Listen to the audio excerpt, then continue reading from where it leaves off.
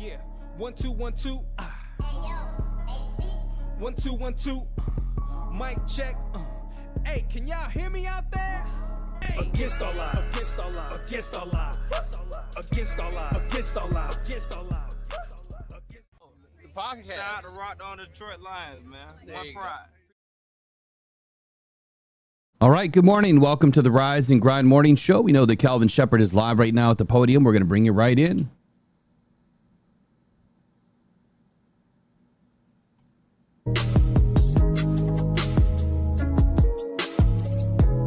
What up, guys? Morning. I kind of want to open up today by saying, I want to give credit to the players. I know we're early in training camp right now, but I wanted this to get out there. Not sure if anybody was going to ask me this, but these guys have bought in 110% to the culture that we as a defensive staff have brought here this spring. We talked about relentless effort, finishing on the ball, trying to force some more negative plays, turnovers, things like that. And these guys have been all in. I know we're only 3 practices in, but I think the effort, the finish has been absolutely outstanding. It's designed for offensive success, right? Yep. And I think there was a 7-on-7 drill Monday where you guys pretty much dominated the drill as a defense. Just where are you at with your secondary and your linebacker group, your back 7? You're really comfortable with where they are kind of to start camp? I know there's a lot of work still to be done, but it seems like they're maybe a little bit ahead of the curve. Yeah, I believe that's the strength of not only the defense, but that's one of the deepest spots on the team when you talk about our secondary and the corner position. And that's going to be a luxury to us this season as far as moving people around, being able to create different matchups that we want to dictate, not what the offense is trying to dictate. And these guys are growing. Terrion Arnold took a huge leap, in my opinion, this offseason. He progressed during his rookie year, but he's come in not only this offseason, but this training camp looking like a different guy. His body's more developed, but also from the neck up, the mental aspect of the game. He's seeing it faster. He's feeling the routes faster. So that's a guy I've already seen a leap in, and I've been anxiously looking forward to Rakestraw getting back out there because he's a guy in the spring that you saw taking that next step as well. But with guys like DJ Reed and Meek Robinson leading that crew, showing them how to work, showing them how it's done, I think we're headed in the right direction for sure. Dan said on the radio that this is Jack Campbell's defense. With Alex dealing with a lingering hamstring issue, how have you seen Jack deal and take ownership of the defense? I think you look back late last year when Alex ran into the forearm issue and the injury that he sustained at the back end of the year. I think you started to see it there. Jack's a big physical presence in the huddle and on the field, and guys feel him.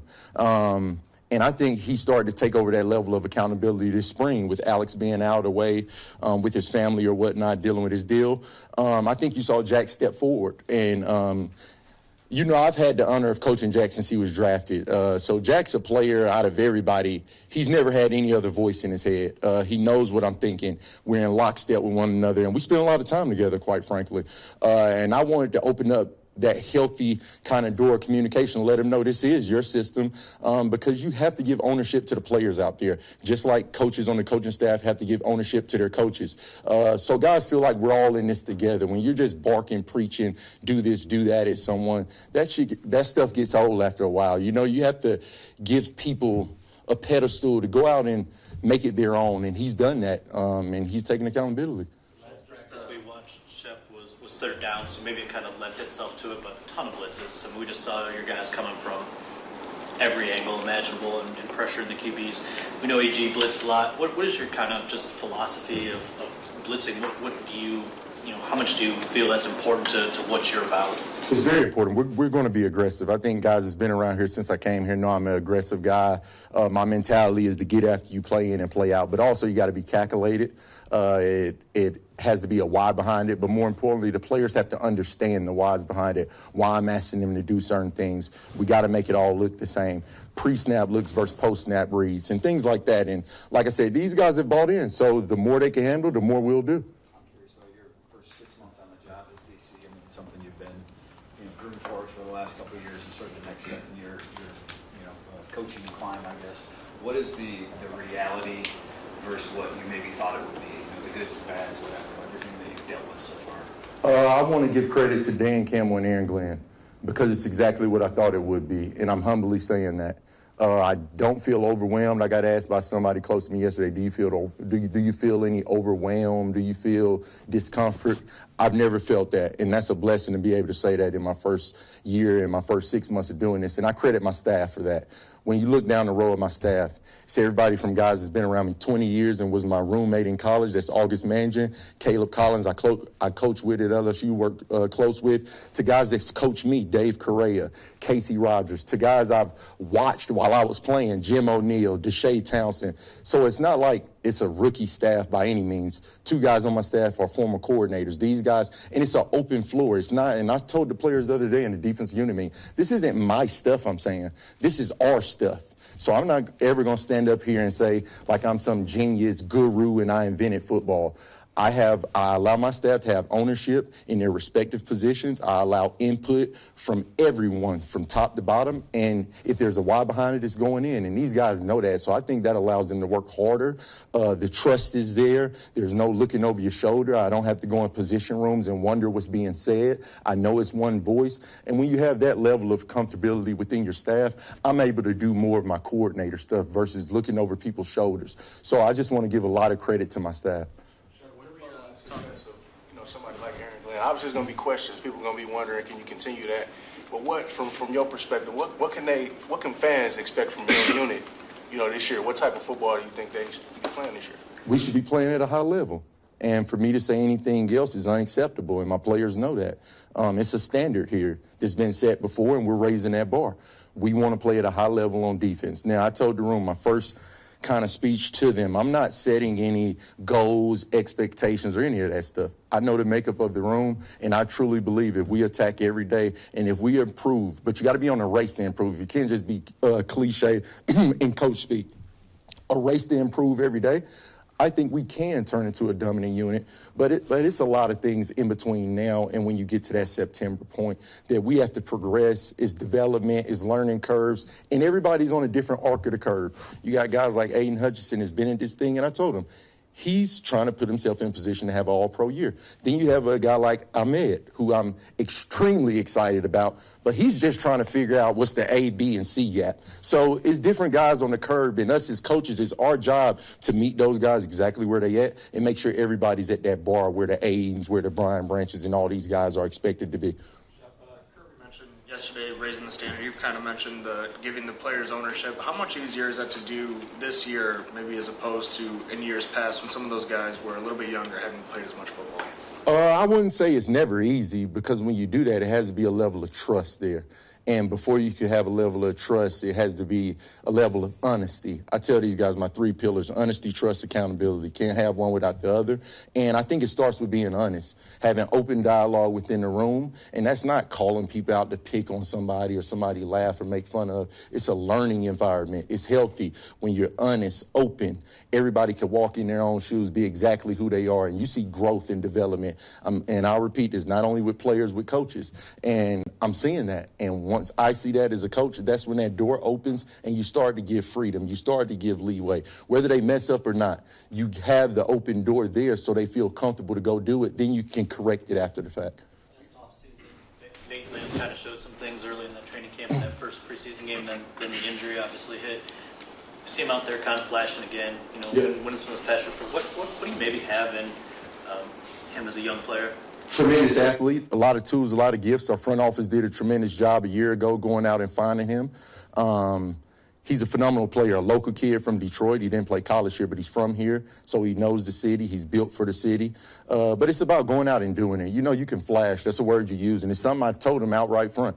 You flashed a lot, but I'm not looking for flash. I'm looking for consistency, down in and down out. You got to earn the right to be able to flash those pass rushes. And how do you do that? By first, second down, setting hard edges, showing me you could play big in the run game, and then affording yourself those situations where he could go and flash, because he has juice and he definitely has athleticism, and I'm looking forward to seeing him in live action this preseason. We spoke about Ahmed. Has he started to meet some of the developmental milestones you're looking for early in camp? And then what excites you about seeing him this preseason? Absolutely. I'm excited for him to get the pass on.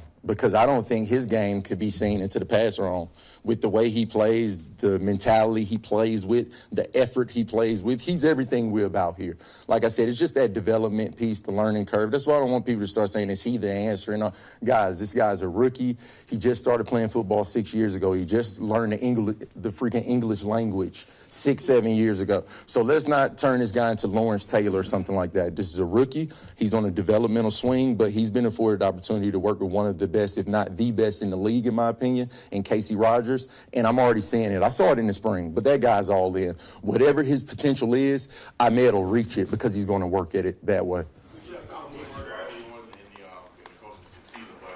In what ways have you seen Sean grow up in leading that linebacker room and how the players will respond to him? Oh, that's been the hardest thing for me, is to not step in during individual and all.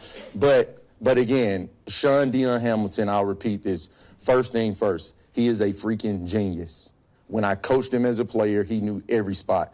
He literally reminds me of myself, and I say that all the time, and it's no cliche, it's nothing, but it's like I'm watching myself all over again. Like when I coached him as a player, I'm like, you should coach. You know, it's hard for you to get to that outside zone. Now come on over here on my side. And, you know, he took that advice, and, I mean, he's running with it. He's off to a fast start. The room respects him. You know, early in spring, he's like, Shep, it's weird. These guys saying yes, sir, and no, sir. I'm like, it's because they respect you. Like, that's not because they think you're old. You're their peer. He's younger than some of the room. But that's because it's a level of respect there, and it's the way he works. It's the way he grinds. The guys have seen him in the locker room as a peer, and now they see him in an authoritative figure. And, I mean, it's tremendous. I'm looking forward to the growth. Just like the players, there's going to be growing pains with myself. There's going to be growing pains with Ham, but it's nobody else I would rather have as my linebacker coach. Last to Carlos and Jeremy. What have you seen from him so far? And I think everybody expects him to just be, you know, the Hutch of old right away.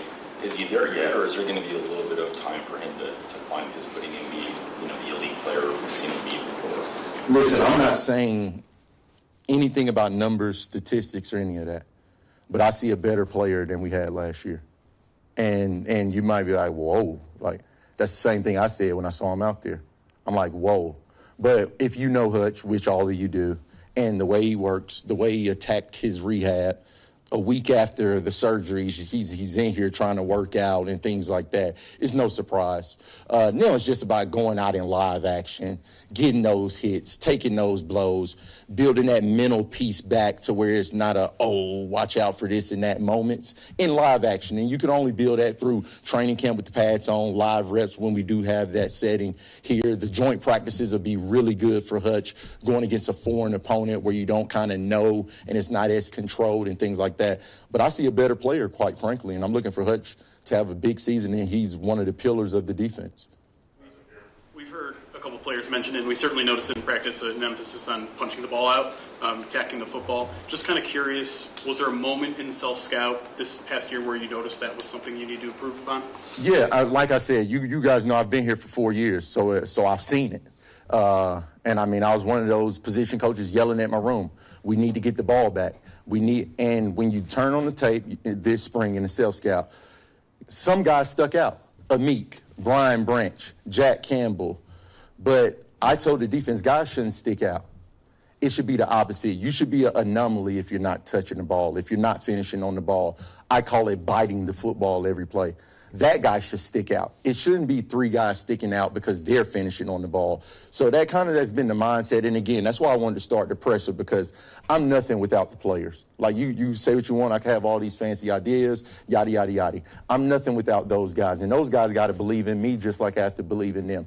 And it's clear to me on tape that those guys believe in what I'm saying. They believe in what we're doing.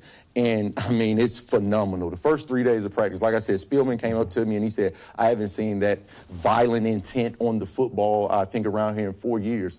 And now, you know what? That doesn't mean we get to take 3 days off here. That needs to uptick now. We need to turn into a pack of wild dogs. When people turn on our tape, they know you better tuck the ball and you better get down if the defense is around you. If I can follow up, just as it relates to Tuesday's practice, it obviously maybe crossed a line there where you know, you had to scale things back. How fine is that line between being aggressive and attacking the ball and making sure at this point in training camp you aren't making it too physical? Yeah, as a defensive player, it's a very fine line. And it's a line that our head coach wants us to toe. But you got to be able to toe it and not cross it. And it's simple as that. When you don't got pads on, you don't take people to the ground. It's simple as that. Everything else, Dan is all good with. Everybody, Rod Wood, everybody here wants guys being aggressive, punching at the ball. I can promise you that. Brad Holmes, everybody, they're excited about it. But at the same time, we don't want collarbones, AC joints, and all that laying on the field. So it's about knowing how to practice, being a pro, and going out and perfecting your craft. Simple as that. Yeah. Right. Kelvin Shepard, man, taking the reins over here in 2025. Gentlemen, I think that we need to break this down a little bit. First and foremost, good morning. Good morning. Good morning. What a way to get started, man. That gets your blood just is moving. Yeah, that's perfect. Kelvin Shepard is just high energy. And I got to tell you, for seeing our true first podium appearance by Kelvin in his new position as a defensive coach, as a defensive coordinator, I should say. And here we are in his first training camp taking on that position.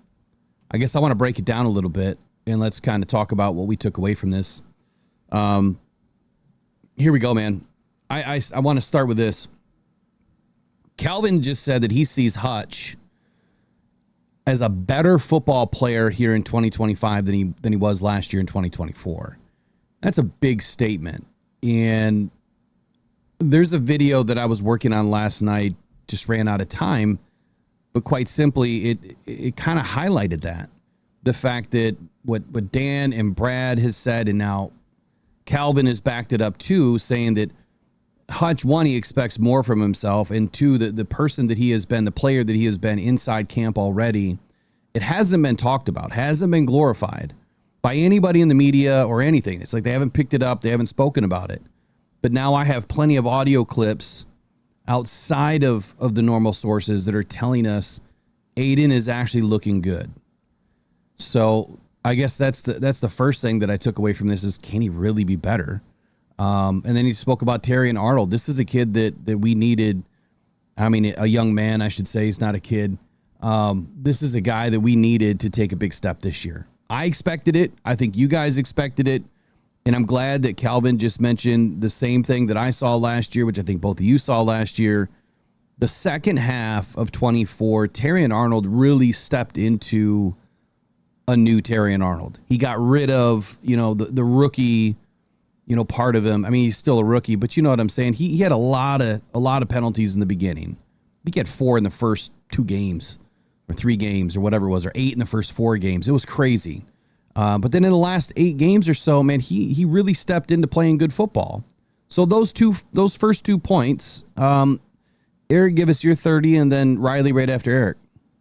Well, I'm glad I wore my Hutch jersey today. It's really good to hear. I just want to say, Kelvin Shepard, you can tell why he is the defensive coordinator now and how natural he looked up at the podium and how natural he sounded. Nothing sounded forced. It sounded like he was having a good time up there on the podium, asking questions, smile on his face. Very well.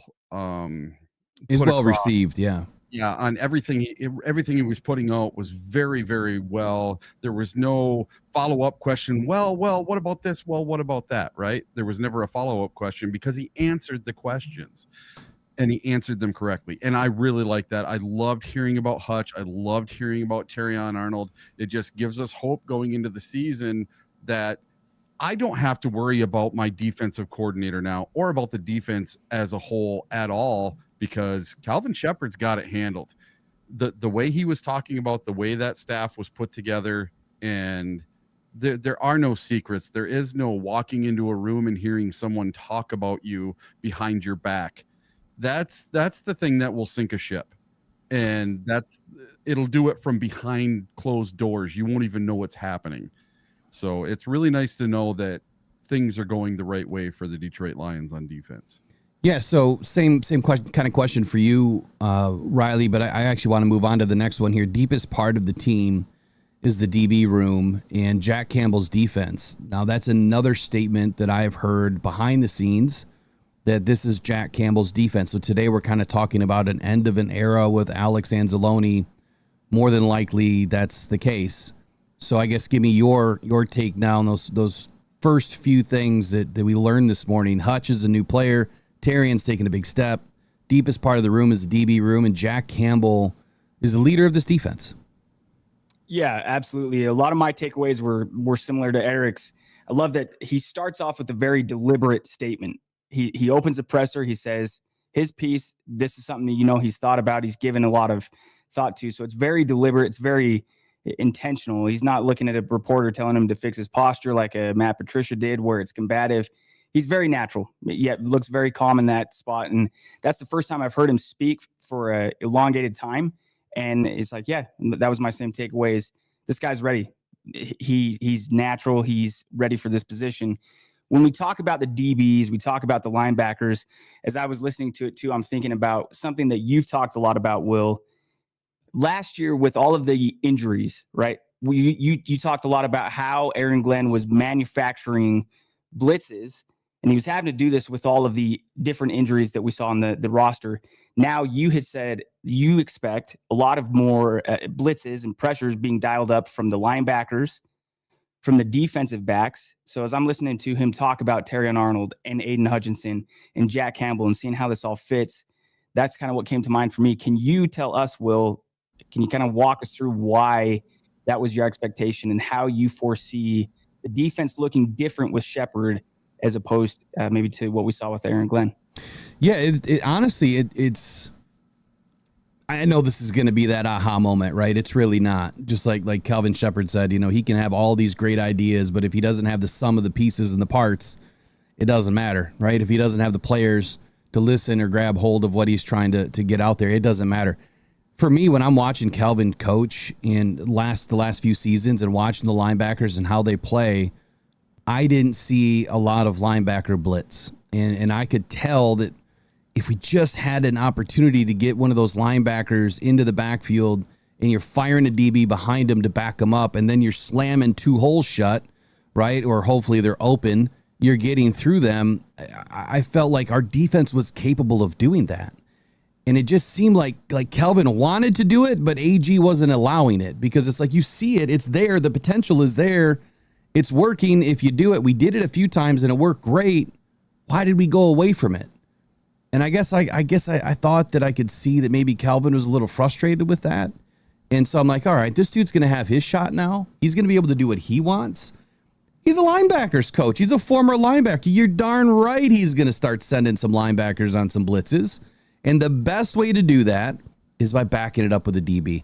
So it's not the aha moment. It's just it made sense. And he's a linebacker coach now, becoming the DC. So, he also said that,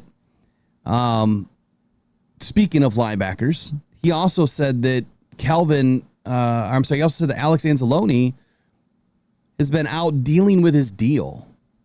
He didn't mention injury, didn't mention anything else. Said out with his family and dealing with his deal. Did he forget that he was injured? I'm just wondering. Did you guys catch that? Yeah, and I also caught when Tim Twentyman asked him about Anzalone, and he purposely said dealing with his hamstring injury, he had to catch himself. The old wink, wink, nudge, nudge. Hey, you might wanna, yeah. And he was trying not to laugh, almost saying, hamstring injury. So to me, even Tim Twentyman was having a hard time saying that. Yeah, because they know it's fake. Well, and I don't want to call out the Lions. I mean, I would love to earn a credential with them, but I think that, I'll be honest, I probably will never get one, because if any of them are watching these shows, which from what I've heard, they do have people internally that will watch all of the content out there to kind of see what people are talking about. They may not like the fact that I'm more investigative, and I'm independent, so I don't have to answer to anybody, neither do you guys. And so we catch things, we say things, we're transparent with it.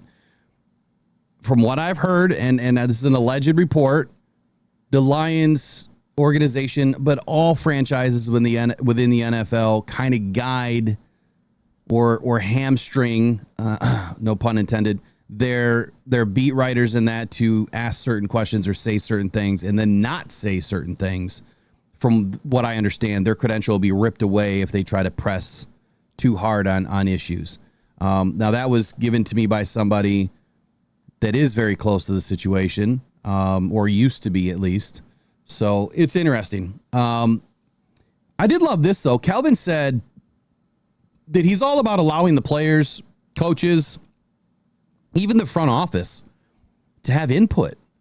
Riley, I mean, that's usually something you don't hear a whole lot, right? I mean, how important is it that Kelvin Shepard is just a wide open book at this point and saying, look, help me, help them. And whatever you see, tell me, because maybe we can utilize it. So what did you take away from that? Yeah, it's just great coaching. It's smart. It's you show up with humble. There was a basketball coach I heard once that said something about you almost have to kind of give players a little bit of trust even before they earn it, so that it continues to blossom. Now, these players obviously have earned his trust. That's the benefit of having a inner, organization promotion. To me, it's clear Kelvin Shepard has the trust of his players, and he trusts them. And so it's got to be a mutual collaboration. Hey, guys, what are you seeing? What plays do you think will work well? And then try it. If it doesn't work, now they can kind of come to their own conclusions. Yeah, you kind of that's great leadership. You get their idea to be your idea. And I think that Kelvin Shepard's clearly, like I said, that's the longest I've heard him speak. And it's not hard to see why they've made him the defensive coordinator. And I love the leadership collaboration approach that he seems to be implementing. Yeah, I love the sales tactic you just implemented in that. So whenever you're in a high sales negotiation, whatever you're selling, you want to make it your client's idea, right? That they want to purchase that. Obviously, you don't want to just sell something they don't need. Like that's not the point. But that's the process, right? You want to sell somebody that this is your idea, that you brought me in here to do this, to talk about this. It's your idea, so you're the one that needs to buy it, or not. It's your decision, not mine. So, Eric, I guess Kelvin is excited about Ahmed. I guess what did he say about Ahmed that kind of caught your eyes or caught your ears? He said, okay, he's not Lawrence Taylor, so back off, right? Stop the expectations of making this kid into something he's not. Let him develop, and let's see what he's got. Maybe he'll surprise us all. Enjoy the surprise if he surprises us. And don't jump on this kid if he's not Lawrence Taylor in his first year. That's what he's saying. Give him a break. Give him some time. He just learned English 6 years ago. He just started playing football 6 years ago. Give him a chance. Let him have some time. So Kelvin said explicitly that he's excited when these pads are going to come on. And I mean, straightforward, it's the guy's all motor all the time. But he does say that he has the mentality. He has the effort. He has, or is everything that these Lions are all about. Don't expect too much, as you said, as a rookie. But he has the best teacher in what Kelvin Shepard believes is one of the best defensive line coach in Casey Rogers. So, look, I'm excited. I think that we're all excited for Ahmed. Behind the scenes, we learned a lot through Corey. And I think that there's so much to be excited about and watching his development. One, the first Egyptian player to ever do it, right? And the Lions have that opportunity. And two, I mean, the guy deserves it. He's worked his butt off. He's gone through so much adversity throughout his life that now he's made it, right? And now it's time to go to work. He's all smiles all the time. If you have never noticed, I watch a lot of the videos and a lot of the media that the PR team puts out, and the kid's all smiles all the time. But I'm super excited about him. And matter of fact, Aiden Hutchinson mentioned, I think it was yesterday or 2 days ago, might have been 2 days ago by now, he spoke about Ahmed, and he said that Ahmed, quote, is coming along. And so that tells us that he's learning, right? But again, back to Kelvin, he's not going to be LT in year one. But then again, he might flash like he is. Enjoy it, right? Sean Dion Hamilton, Eric, that was the next point. If you guys remember, Sean Dion Hamilton was a former linebacker for the Lions. And I didn't realize that, I mean, Kelvin kind of made a funny there saying you can't get to those outside zones. Maybe you should come on this side of the sideline. That was kind of funny. But anything you want to say about Sean Dion Hamilton, I mean, in his early process of coaching the linebackers? if I remember correctly, they actually played together. And listen, this story reminds me of Kelvin Shepard. This is the exact same arc that he took. You know, you start as an assistant coach with some bit spot, and then you get promoted to an actual linebackers coach. You know, now you're not handling the fifth wide receiver, or the fifth tight end or something. Now you actually have a room. You're in charge of that room. And just the fact that that's how Kelvin Shepard started out. He got to be linebackers coach, and then they put him in this position where I like totally. I someday see Kelvin Shepard being a head coach. I really do. And it takes me back to Hard Knocks when he was very first on there, and he asked Dan Campbell, you know, hey, should I cut my dreads off? Should I cut my hair?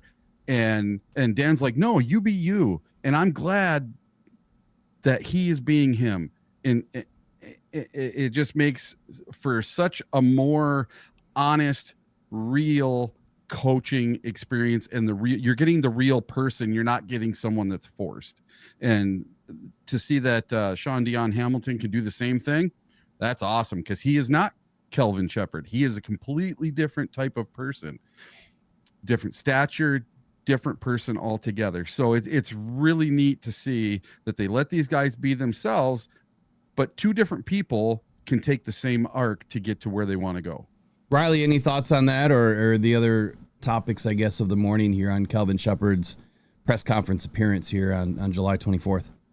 Yeah, as I'm listening, I'm having thought after thought, and I swear Eric like pulled it one after one after one, because that's exactly where I was going. You know, him asking, do I need to cut my dreadlocks is kind of, you know, at that point, the reason he's in the room is clear. Everybody knows, but I'm sure Kelvin looks back at that to think, man, how far it's coming. You know what that says? That what Dan Campbell is doing and what Brad Holmes is doing with the culture and establishing it, it's working. Obviously, it's translated to wins on the field, but then to see the workings of the system, to lift up the hood, to see how the engine works, it makes sense, man, because Kelvin Shepard's doing for the others exactly what Dan Campbell did for him, and that's how the cycle works. This team makes sense. The way that it's structured makes sense. So excited. Now they've got to go do it on the field, and I think that that's obviously what we're all here for is, you know, the opportunity to go play. But as far as how the team is set up, man, I feel good about it. I feel great about Kelvin Shepard as the defensive coordinator for sure. All right, last thing I want to mention about today's press conference by Kelvin Shepard is it is Mike Tyson punch out for the defensive coordinator, man. He wants these guys getting their hands on the ball, punching it out. Everywhere you see Amik Robertson on the field, he's always swinging a Mike Tyson uppercut, man, and trying to pop that ball out. So does Alex Anzalone. Brian Branch is another one that does it constantly. Kirby Joseph, I've seen plenty of times. Again, that is another emphasis that I brought to light, you know, last season. Like, we need more of it. We need more of it. We need more of it. And you could see over the last few seasons that level of, how do I put it? That level of awareness, you know, of trying to pop the ball out, it started to increase over the years, right? It seemed like in the very beginning they weren't doing it a whole lot because those guys were focused on, I don't want to make a mistake. Like, I'm trying to learn the defense. I just need to make sure I'm lined up right, you know, in 2021. Fast forward to 2025, a lot of the guys that we have on this team now, since Brad has drafted them and 99% of them stuck around, now they can play free. They can play with their hair on fire. They know where they're supposed to be. They've got the nonverbal cues with all the players around them that they trust, and they can just they can get after it. So expect a lot of balls on the ground this year, and hopefully Lions scooping them back up. Scoop and score. Aiden Hutchinson, early prediction. Scoop and score. Aiden's going to get one. All right, that's it for Kelvin Shepard's presser, man, on July 24th, presser review. We'll get into the rest of the Rise of Grind morning show. Be right back here in 15 seconds. Maybe. Now we'll be back. All right, good morning and welcome to the Rise of Grind morning show. Do us a favor, visit Pro Sports Zone. If you want to get all of your gear this season, which you won't find Michigan Panthers gear there very much longer, unfortunately, but you can still get all of your Lions gear, Tigers, Red Wings, your local colleges and universities. It's the newest designs in stock all the time at Pro Sports Zone. Man, only the best stuff at the lowest prices and the best customer service. Please visit John Yu at Pro Sports Zone in Livonia, 37700 6 Mile Road, 10 to 8 on Monday through Saturday, 12 to 6 on Sundays. Get in the zone, get into Pro Sports Zone, and fill up your closet. All right, we're back. Good morning. It's the Rise and Grind Morning Show. It's Thursday, and we've already got off and running. Or are we? I should say we already are off and running with Kelvin Shepard this morning, man. Kind of laying down the law of what this defense is supposed to look like this season. He's extremely excited about a few guys on this team, namely Ahmed Hassanin and others. So this is Jack Campbell's defense. I'm excited to see what Jack does with it. And today, unfortunately, we're going to be talking about the Alex Anzalone end of an era. And I think that it's a big potential that we might have seen the last of Alex in a Lions uniform. But we'll talk about that here in a little bit. Let's bring the guys back in. Let's get down to business. Okay. Good start to the day, man. Let's just dive right into it. Sure. Do you think that Alex Anzalone is going to be back in uniform? I do. Okay, tell us why. Well, if you go back to the final game, week 18, where the Lions played at home against the Minnesota Vikings, and Alex Anzalone came back from his broken arm in that game, and they introduced him on defense, and Ford Field went nuts. I have never heard Ford Field get that loud for any player ever as they did for Alex Anzalone coming back from that broken arm. And he came back and had a great game. The Lions win the game. We win the division. And he was a big part of it. And they were really hurting, especially like in the Bills game, without him. So I really feel that he's one of those glue guys, and he's one of those guys that Dan Campbell brought in right away. I do think they're going to get this fixed. Hopefully Alex just gives a little bit and gets back into camp, and let's get it going. And I think that with some of the things that went on yesterday, that might just give Alex the little nudge to get his butt in camp and get going. Riley, it's certainly been a different offseason. The Lions have really never dealt with contract drama to date. Like, this is one of the first, or it might be the first, that we've really had to deal with since we've been here. Since 2021, I should say. Yes, the other day, that interview was so awkward. You know, hearing a player that in this culture, this identity, this team, the way that it's been built, had negative things to say, or, you know, wasn't happy. He was disappointed. And I couldn't help to kind of bring myself back to Patricia's era. And it's like, that's all we've seen is players were not happy. You know, the system was broken. We weren't winning football games. But you would think that on a team that is winning a lot of football games, now we need to open up our eyes to, it doesn't matter if the team is winning football games. It doesn't matter if you're a Super Bowl winner. These players want to get paid, and they want what's right for their family, right? Not so much the team. So I know a lot of us have these grandeur ideas that, oh, they'll take a hometown discount, right? No, they won't. Or they'll be back. No, probably not. But this one hurts, man, because Alex Anzalone, as Eric said, man, he was blessed with a huge standing ovation in Week 18. And I would love to say that our fandom and the fans would help push all of this crap over the edge and get Alex back in camp, but I'm not having that same feeling today. So with all that said, Riley, what do you think is going to happen? Yeah, I remember you actually, Will, sent me a text from inside of Ford Field when Anzalone was introduced, and I remember, like, literally had goosebumps watching it. It was Sunday Night Football, getting ready for Lions Vikings, and I'm like, man, I I love this stuff too much. Where it literally just on a cell phone video, I'm getting the chills. We know how important Anzalone is, and it's hard because I can't imagine that Brad Holmes has been indirect or vague in any way. And then you look at it from both sides. Anzalone's entering the twilight of his career, and you're exactly right. We shouldn't think, oh, these guys are going to take a hometown discount.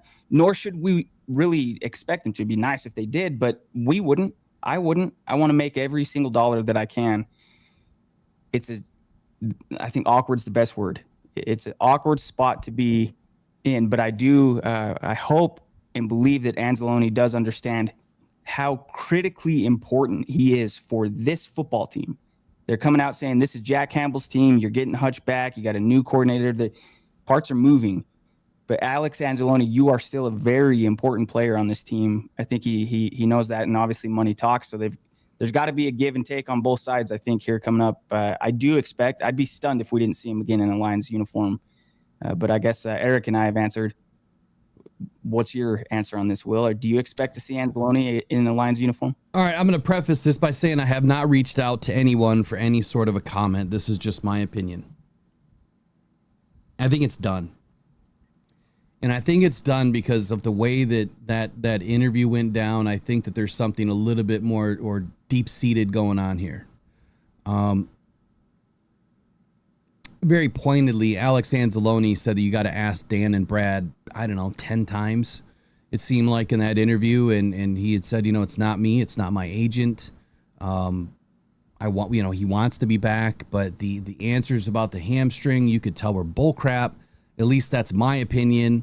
I don't think that he's injured at all. I think a lot of us have that same thought process that he doesn't want to get injured, so he's not going to play. He did show up to camp because he wanted to be there, for his team, right? And he said as much. I want to be here for the guys. I want to show the guys that I love them, and I get that. I understand that, and I appreciate that. But we're talking about a $6 million deal this year that doesn't have any guaranteed money, and that's why he's pissed, right? He felt that all of the work that he has done coming back, like you mentioned, Eric, he busted his butt to get back to Week 18 to help this team win. And you know what? Without him, would we have won that game? Probably.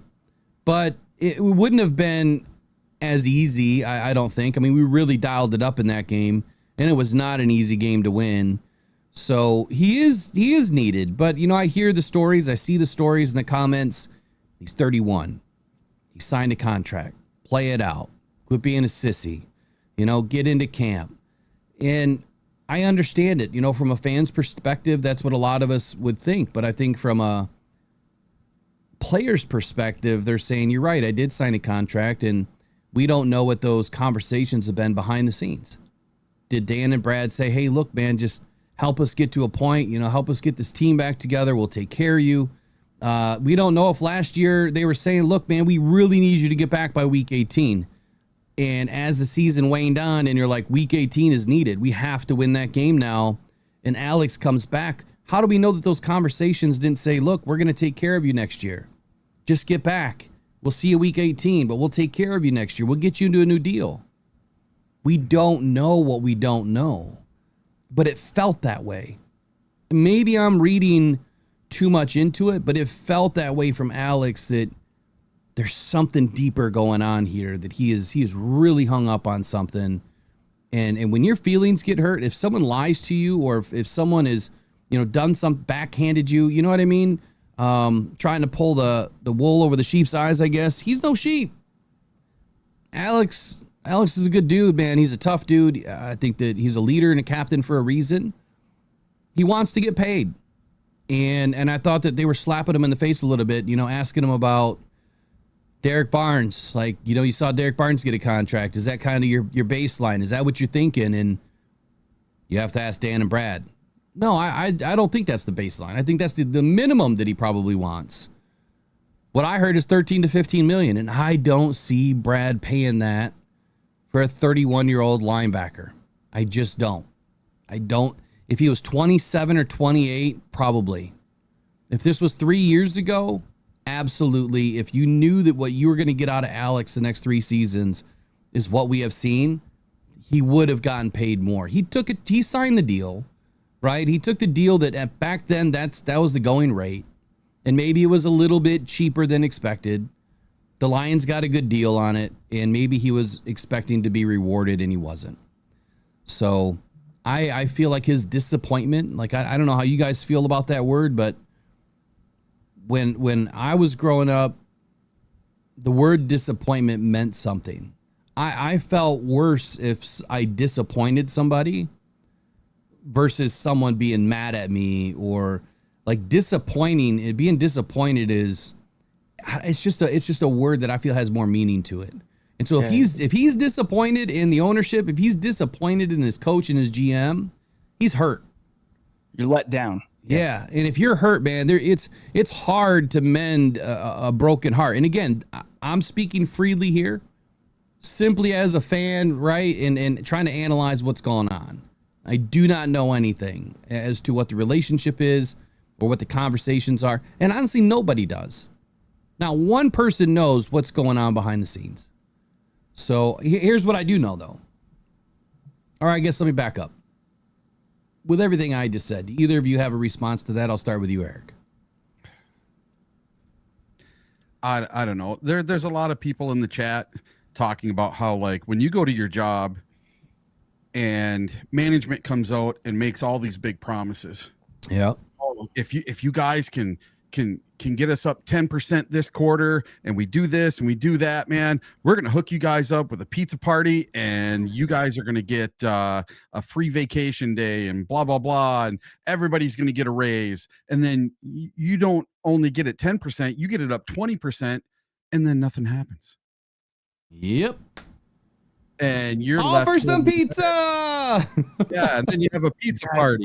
And it's like, woohoo, Jimmy John's, or whatever the hell, whatever you guys eat. Not Jimmy John's, Papa John's. Yeah, we told you we were giving you a pizza party. I mean, come on, we gave you the pizza party. So, yeah, that can management can make a lot of promises and never come through. So that could possibly be what it was. I do have a question. How much do you guys think, and I'll ask this for listeners as well, love your guys' feedback, how much of this has to do with the Lions not drafting a linebacker? Ooh. Flush that out a little more. What do you mean? Well, I guess if you're Alex, and I love the investigative kind of thought process, again, Will, because maybe they did tell him that, hey, man, it's clear we need you to come back. It was so obvious. You guys have both, we've all talked about that Week 18 appearance from Anzalone coming out and being introduced in the starting line. There is a reason that happened, right? There's a reason that happened. So Anzalone now that probably hit, and then he had a great game, and the Lions won, and they won the division, and they secured the number 1 seed, and they secured a first round bye, and they punctuated the best season in team history as far as regular season wins. That if you're Alex Anzalone, you just hit your peak. This is as good as it gets. You're scoring 50 points in a game 7 to win it all. Yeah. So then the Lions, if they don't draft the linebackers, did he feel different in April? Like, I guess an even different way of asking that would be during the draft, could Alex Anzalone have foreseen that this would be happening come late July? I think I understand what you're saying now. So had the Lions drafted a linebacker, is this even an issue? Is that what you're asking? Yeah. Yes. Yep. Okay, because I think that if we drafted a linebacker, then Alex is like, well, shoot. Exactly. I got to report to camp. I'm going to get my money. Maybe I can ask them to just guarantee it, for the season, but I'm not going to be able to press for a new contract because there's my replacement. Well, in all honesty, Jack Campbell was his replacement. And to your point, though, I felt that the Lions were going to draft a linebacker. I was hoping that they were going to draft a linebacker. I expected that they were going to draft a linebacker or potentially bring one in later, at some point. I wasn't thinking this early, but I was thinking after cuts, especially given the injuries. Again, Brad Holmes, and you'll hear it in some videos later today, talking about the injuries and how it kind of guided the fact that they needed to bring in Tyleik Williams. I thought the same thing for the linebacker room. Derek Barnes coming back. We don't know how he's going to be. Malcolm Rodriguez is down. It's a room that it needs some overhaul. At the same time, it needs depth, and Alex isn't getting any younger. So to your question, had the Lions drafted a linebacker, I think that Alex is probably in camp with a little bit less of a push for a new contract, because otherwise he could just be cut or traded. There's no guaranteed money. Matter of fact, let me bring up his contract, but we didn't draft a linebacker. So again, to your question and to your point, he's probably like, okay, I know they need me. And there's not a big free agency market available. He just watched everybody go in free agency and where they went and how much they were paid. I wanted Jamie and Sherwood. Now, he's not a direct fit, but I think that the Lions are good enough to be able to do something, with a player like that his coverage is extremely good. Jack's taken that next step with coverage this year. But to answer the question, yeah, I think had we drafted a linebacker, this is less of an issue because he's in camp and he's going to play it out. And maybe he gets a little bit of a guarantee, on top of it or something. Maybe not pushing for as much as what has been speculated, 13 to 15 million a year on a multi-year extension. He wants to retire a Lion is what he said. But is he just saying that? Or does he really want to retire a Lion? Is he close to retirement? He's been in the league for a little bit. While I'm pulling up his contract, Eric, what do you think? Well, I think that possibly, and now we're going to tie something in here, that yesterday the Lions did something to possibly put some pressure on this situation. And since you guys are talking about why the Lions didn't bring in a rookie, they didn't draft one, well, they might be possibly trying to put the pressure on now. Because yesterday the Lions met with linebacker Kazir White. Who is he? And does this affect the Anzalone situation? Because they wouldn't be bringing him in for a visit. He's probably the top left free agent that's left on the market right now. And why would they be bringing him in unless it has something to do with the Alex Anzalone situation? In my opinion, I think that's the only. It's exactly why I feel like it's over. It's done. Yeah, I think it's an end of an era. They made that move yesterday to bring someone in. And to your point, I don't mean to interrupt, but putting the pressure on again, because they did with Zach Cunningham, bringing him in. I mean, that was a direct cause and effect, right? But yeah, I see it. Keep going. I'm going to bring up his contract here. All right, so Kazir White came in for a visit yesterday. He's a 73-game starter, so he's got 73 games. White was attached to a 2-year Arizona deal worth $10 million, deemed a low priority, along with fellow Eagles Super Bowl linebacker TJ Edwards. White joined the Chicago-bound defender in departing Philadelphia during the 2023 offseason. He reunited with ex-Eagles defensive coordinator Jonathan Gannon out in Arizona, and he played for the Cardinals. And let's see. He made 28 starts over the past 2 years, including 17 in 2024, as the Cardinals quietly improved from 31st to 15th in scoring. Pro Football Focus did not think much of White's Arizona work, ranking him as a bottom 10 linebacker among regulars in 2024 and placing him at 64th at the position in 2023. Let's see. He got, in 2021, he got a $3 million deal with the Eagles, and he logged a 76% of the snaps for the Eagles defense, and he hit a 94% and 95% rate respectively with the Cardinals. So he plays a lot, but he just doesn't have super huge numbers from what I'm seeing here. Yeah, so as far as Kazir White, I mean, he's been in the league now, but first he's 6'2", 234 pounds, so he's a smaller linebacker. Like, you're seeing more of the prototypical size for linebackers these days. It's not the big guys like Jack Campbell, but when you're looking for somebody that can play in coverage, right, that has a little bit of speed and versatility. You're looking for that 6'2", 3, 230, 240-pound guy. He's very close to Alex Anzalone, who's 6'3", 241, 240, 235, whatever his playing weight is today. But Kaiser White's been in the league since 2018. And when I'm looking at his snap chart from last year, which I can try to bring some of this in, very low rotation last season. Very, very, very low rotation. So he didn't play a ton last season. Matter of fact, where's the bottom of this? I need the bottom. It looks like his total snaps. Excuse me, I'm sorry. I was in the wrong year. Last year, he was averaging about 50 snaps a game. And he played in every week, it looks like, but about week 11. And now he played all the way through week 18. Week 11 must have been a bye week. So 1,021 snaps last year. 1,021 snaps. When we look at his grades, though, which I want to try to bring this in for you guys. I think that's what you were trying to say is maybe PFF didn't really like him a whole lot. Yeah, they had some pretty low grades on him. It is interesting, though, because this guy was 15th in the NFL last year. He had 137 combined tackles, so he was 15th with combined tackles.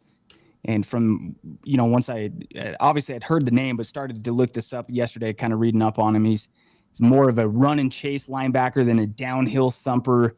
Carries solid coverage ability from his days as a college safety at West Virginia. So there's versatility there. Yeah, 137 tackles.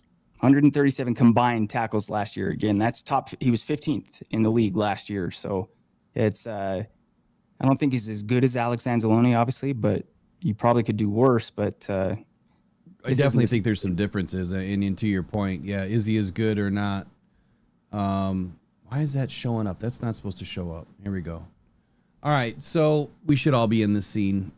Here's his snap counts from last year. So if you look at where he plays predominantly, is down in the box. And I mean, he's he's everywhere. He's left inside linebacker. He's the Mike linebacker, right inside linebacker. I mean, he's played all three positions in just about every game. Slot corner. Let's see. When you go down, he plays a little bit of safety. Obviously, that's a scheme thing, whether it's nickel or dime, depending on how many linebackers are on the field. Let me get his defensive grades. So not the greatest of grades here. Overall defense, I mean, a 27 in week 1 versus Buffalo, 42.2 versus LA, 59 versus Detroit, which again, you would think that the Lions probably had eyes on him in that game. I would love to see what he did in that game, honestly. Washington, 55.8. Green Bay, he didn't have a good game. So when I look at him, I'm like, okay, how did you do? Against Chicago, it was probably one of his best games of the year, 74.7. But let me wind back up. Tackling and pass rush and coverage are the last three scores, right? So tackling against Chicago, 77. Pass rush, 64. Coverage, 73.9. Here's his average on the bottom. 48.8 overall. Tackling is a 70, so he's a good tackler. Pass rush, 49.4. Again, that's situational. That's what the coaches are dialing up. And 32 in coverage. So I don't like those numbers, right? I don't. I don't know how anyone could say that he's a better linebacker than Alex. I could have sworn I heard somebody say that yesterday. Oh, wow. Yeah, here's his overall grades year by year. I mean, looking at his overall since he's been in the league in 2018, he's averaging probably a 60. And it looks like he's averaging probably a 65 in red zone defense. Tackling, he's a much better tackler than anything else, which obviously the Lions are in love with. It's probably up mid-70s. Pass rush, look, he's just not a pass rushing linebacker. His coverage looks to be low 60s for an average. health wise, I mean, when you go back and look at, I guess, where he's been throughout his career and, what type of reps that he's getting. He's played a lot of reps. I mean, 1,015 last year, 708 the year before, 953 in 22, 979 in 2021. So what does that tell us? He's staying on the field, right? He's staying healthy. He's getting a lot of snaps in. But overall, is he a better linebacker than Alex Anzalone? I should have done a one-for-one comparison, but let me just bring up Alex. Well, I'm looking at their statistics from the last couple of years, and Kazir White has had some banging years.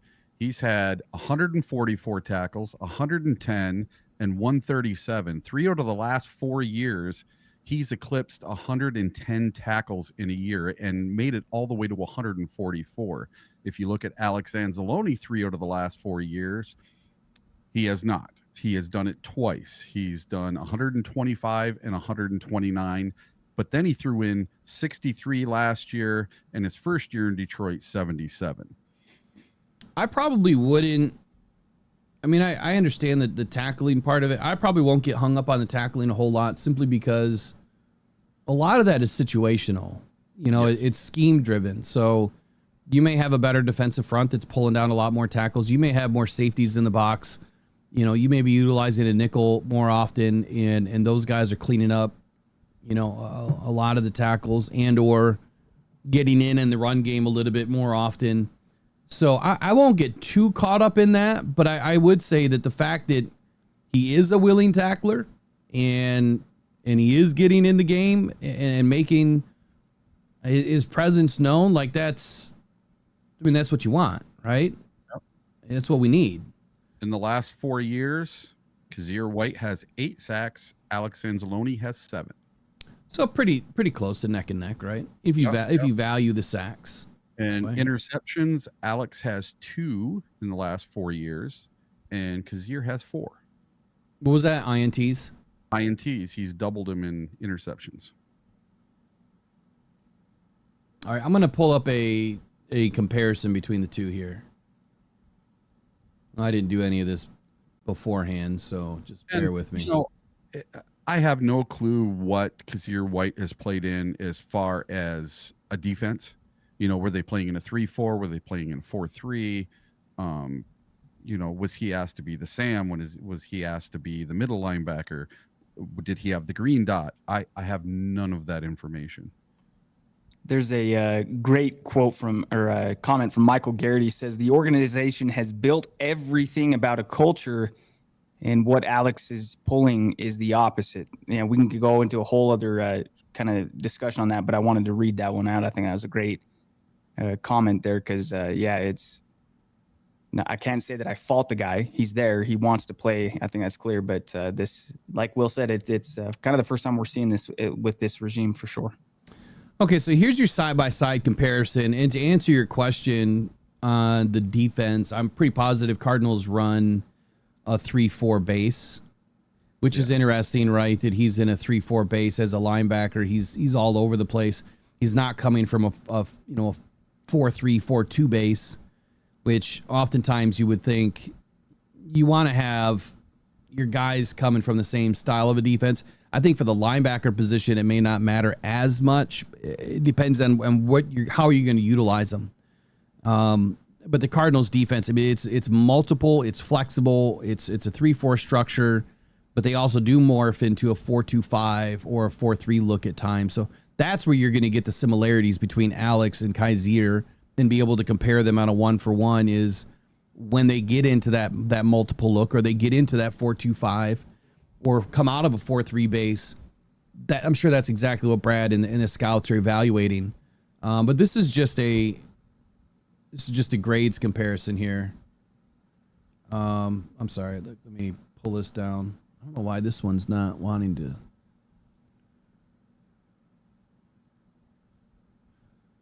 This one's being dumb on the right side. But anyway, Alex is on your left. Kazir is on your right. So overall, we'll just run through the overall. Alex last season was a 66.9 overall.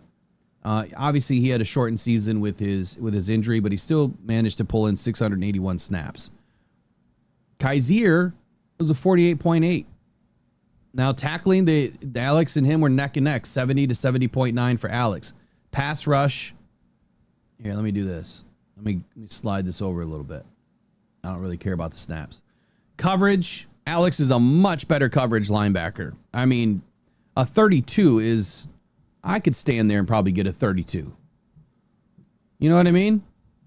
Like that's terrible. 2023 was a better year for Kaiser with coverage, but his overall defense was a 69.8. Where he's good at is tackling. I mean, his tackling grades are great. Alex, he's not the greatest tackler in the world. I mean, he makes some really good tackles. He makes some big splashy plays, but a lot of missed tackles by Alex too, which is a problem at times. Matter of fact, let's take a look at his missed tackle percentage, which is right here in the middle. If you can see my cursor, 15.8% in 23, 12.5% in 22, 21.2% in 21. Now to Alex's defense, in 2021, that dude was playing with his head on a swivel because he had to teach everybody around him what to do and had to play multiple positions and take up snaps for other guys on the field because they didn't have a clue as to what was going on. Comparing that to Kaiser, his missed tackling rate has never eclipsed 14.5, but let's erase Alex's 21 season out of the equation because that was an anomaly. Kaiser's missed tackle rate is averaging a 9.5. If I were to take Alex's 21.2 out of the equation, he's probably averaging around a 12. So it's still, I mean, it's still worse, right? But when you look at his tackling grades and what he's done over, you know, the many seasons here, Kaiser's got him beat hands down. But that's your one-for-one comparison. I mean, obviously, Alex in 21 had a very bad year. And again, that's a year that you can kind of throw out the window because it was a year of learning and a year with no there was no players on that team in Detroit. We had nobody. We had rookies and we were starting all over. So look, I'm not super impressed by Kaiser, but here's the problem. Who are you going to pick up right now? Unless you're willing to make a giant trade. I got two little tidbits for you. So Kaiser White was are they pineapple tidbits? Yes. So Kaiser White was a team captain for the Arizona Cardinals during the 2023 and 2024 seasons. He served as a captain for both of his seasons that he played with Arizona. And now if you go to Spotrac and you look at his market value, it's an eerily similar number, $5.8 million. Who does that sound like? That's his market value for what?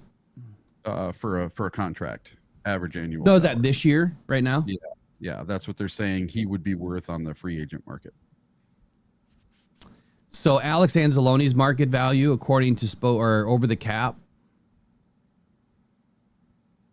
which is, it's kind of weird, right? Because there's a big drop off last year when he was injured. I mean, right from week 9, I mean, he was up at about a $15.5 million valuation in week 9. Week 7, he had I don't know if you guys understand this or seen how this works. Let me just show this to you guys real quick. There's so many things on these charts that we could go through. So this is Alex Anzalone's sheet here by OTC. You can see his APY versus his OTC valuation. Right now his APY is 6.25. His valuation, they're saying, is 3.6. Those numbers are so wrong, it's not even funny. And they're wrong by, I mean, large accounts with every player. But look down here. This is where you kind of get an idea of where they're getting their valuations. In week 1 of last season, he was valued at $18.247 million. And then in week 2, he dropped off the face of the earth, 3.7. And then he had week 4, 8.9. Week 6, 6.3. Week 7, 15.9. Week 8, 5.4. Week 9, 15.5, and then down in week 10, 6.7. Week 11, he was injured less than $1 million. So you can throw that out the window. So the hard line right here, this is the average of all of that, right? I would put that average probably right here and then say he's somewhere between 10 and 12.5 million. Because when Alex can play at a high level, he does a lot for this team. And that's what those valuations speak to, is what was your value to the team on this week? That's what those valuations are trying to tell us anyway. So is Alex Anzalone the end of an era? Let's see what the chat says. That poll's pretty darn close. Let me get it back up here. I'm operating 3 screens today, and I went vertical with the screen, so I'm learning today on a new system. Just reading the defense. Yeah, I got to read between the tea lines or tea leaves here. Okay, so 52% say no. Does Alex Anzalone come back in 2025? Now it says 51%. This is 67 votes. 49% say yes. So, I mean, it's a toss-up. That's crazy. 50-50 almost. Yep. Now, like I always say, I'll be the vice president today and I'll break the tie, but I can't vote. So, I can't vote. You guys would have to vote. So 67 votes. We got 129 people in here. Do me a quick favor in the channel. If you guys haven't subscribed, do us the favor right now and let's do it. This is the type of content you're going to get throughout the season, but it gets even better, right? When we get into the season, we're not in the off season where it's kind of hard to find stuff. We're still finding stuff. We're still bringing great content every single day. The videos, I mean, I put out 13 pieces of content in the last 48 hours. You're going to get that and more throughout the season. But it's high level overview. NFL media credential means we get access. So it's more information for you that is honest, it's transparent, it's investigative in nature. But then you also have Eric. I mean, a super fan and a loyal fan now. He's got a season tickets finally.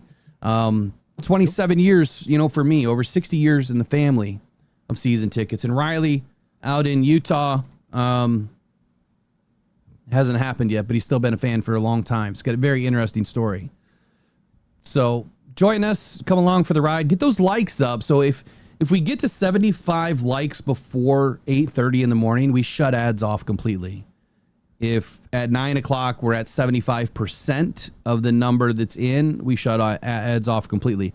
So right now it's about 130 people in, but here's what I'm going to do, just because I appreciate all you guys. I'm going to tell YouTube to kick rocks for the rest of the show. And we do that, but obviously I've said this many times, what we do make in ad money doesn't come to me. It doesn't go to Eric. It doesn't go to Riley. It goes to the Rockhound Cancer Foundation after all of the expenses and things that we have and all the giveaways that we do. If you are a new subscriber, turn your notifications on. You will get a notification when we go live. I do pop-up giveaways, but every 100 subscribers right now, I'm giving away training camp jackets. And we just had our first one the other day, Krista Hayes, which, Krista, if you're in this morning, please send me an email, mailbag@rockdown.com. I will check my spam today, but I didn't see it with your address. I want to get that jacket shipped out. Roger Olowski, I just noticed your email this morning. I will get you shipped out today, too. But anyway, welcome into the Rise and Grind Morning Show. What's next? That's the question. What's next? Because we got off and running on Kelvin Shepard today. I have a good one. So since we are talking about Alex Anzalone and his hamstring, and we've talked about a few other players the last few days with their hamstrings and their back issues, I found another one yesterday. So another day and another possible hold in, this time from the Packers center.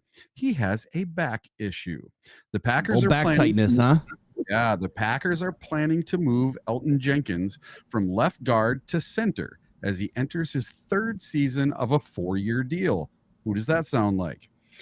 It's a $68 million extension he signed in December of 2022. ESPN reported that Jenkins skipped OTAs because of concerns about how his position switch might impact his future earnings. And now, as the Packers started camp Wednesday, Jenkins showed up for camp, but is not practicing while also waiting for a new contract that reflects his new position. And he, of course, has back tightness, just like someone else. What do you guys think about that? I don't have this article open, but go ahead, Riley. Yeah, so you're talking about, again, it's amazing. I just hear that cash register noise. If they heard that, if they got a direct deposit, maybe the tightness would go away. But I've got no problem if this hold persists.